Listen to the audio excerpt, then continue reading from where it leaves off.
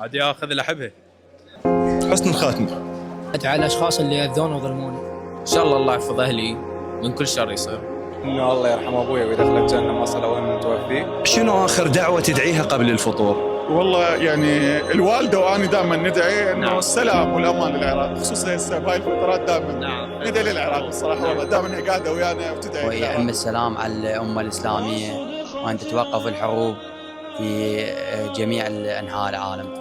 الادعيه قبل الفطور دائما انه الله يحفظ ابوي وامي بس. والله برزق الله يرزقني ان شاء الله. انا اريد سوبرا تو جيزي ام كيفهم. حبيبي الله يحفظ امي لان تعبت وياي كلش. الله يحفظها لك. يحفظ والديك يا حبيبي. لان تيتمت وانا صغير